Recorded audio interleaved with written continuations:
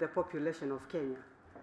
And we are actually requesting that the COMESA member states can actually tell us if they have maize in surplus, which they can be able to export to Kenya. And when we do that, issues of SPS then crop up. And so it is important that we address the compliance issues surrounding SPS in order for us to be able to trade and bring food security to the region. SPS measures has opened tremendous export opportunities for Kenyan producers and exporters, both at the intra and regional and international levels. The government of Kenya has made strides in the formulation of plans, policies, laws, regulations, strategies, and institutional frameworks that provide for protection of human, animal, and plant life and health, which has enhanced the competitiveness of Kenya's exports in the regional and international markets over the years.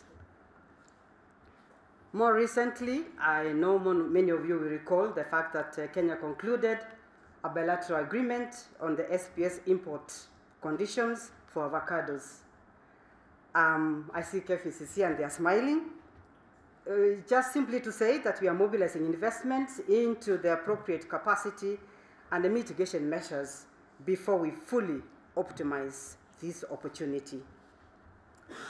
But we know, ladies and gentlemen, I am informed that through this initiative, the Secretariat is introducing an economic analysis tool to aid in the prioritization of SPS capacity building options and investments that will unlock Kenya's trade potential and enhance it actually.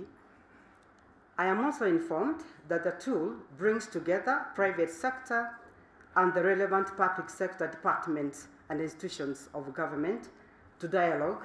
Faced with this reality, Kenya is keen to utilize the PIMA tool to enhance greater collaboration with partner states and member states, as well as establish effective and pragmatic SPS decision-making processes across the public and private sector. So I was saying in the COMESA region, agriculture trade flows are characterized by high levels of informality, estimated at over 70%.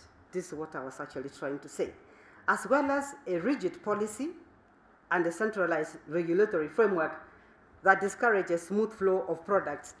And you realize that most of those products are actually agriculture-based, and so the issues of sanitary and standards come into play, and so it becomes very difficult for those small-scale traders to be able to cross. It has 21 member states. And if you look even the size of the COMESA, it's almost the half of the entire population of this continent. So we are 530 million for COMESA itself, while the entire continent is 1.2 billion. So, Secretariat, thank you. Ministry of East African Community and Regional Development. A grower and export of horticulture produce, but at the same time, Minister of Agriculture. Good morning, I'm Paul Kanyari, representing the University of Nairobi. In a much better way, following the by the